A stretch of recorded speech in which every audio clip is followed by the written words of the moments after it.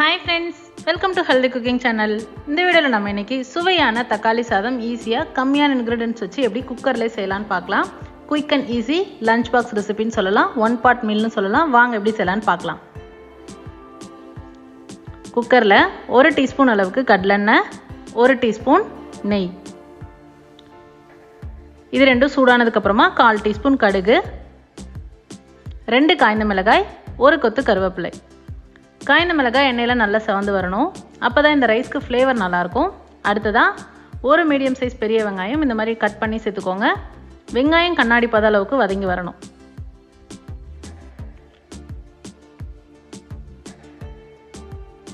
நான் 1/4 கிலோ அரிசி எடுத்திருக்கேன், அதுக்கு நான் 3 தக்காளி சேர்த்துக்கிறேன். மீடியம் சைஸ் தக்காளி பொடியாக நறுக்கி சேர்த்துருக்கேன். 1/4 டீஸ்பூன் மஞ்சள் தூள், 1 டீஸ்பூன் கல்லுப்பு.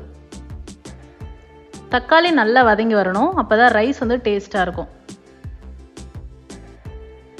பாருங்கள், இந்த அளவுக்கு நல்லா எல்லாமே நல்லா வதங்கி வந்திருக்கணும்.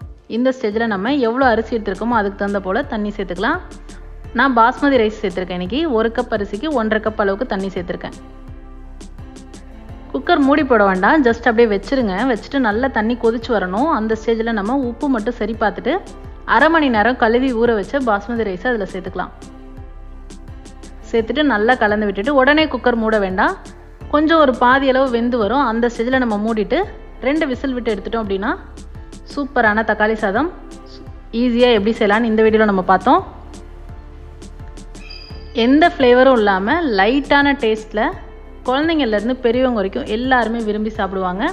கூட வந்து சிப்ஸோ இல்லை ஊறுகாய் இல்லை அப்படின்னா ஏதாவது ஒரு கிழங்கு வறுவல் இல்லைனா ரைட்டா வச்சு சர்வ் பண்ணலாம். ட்ரை பண்ணி பார்த்துட்டு உங்களை கமெண்ட் மறக்காமல் சொல்லுங்கள் ஃப்ரெண்ட்ஸ். இது போன்ற ஹெல்தி ரெசிபீஸ்க்கு மறக்காமல் ஹெல்தி குக்கிங் சேனலை சப்ஸ்கிரைப் பண்ணுங்கள்.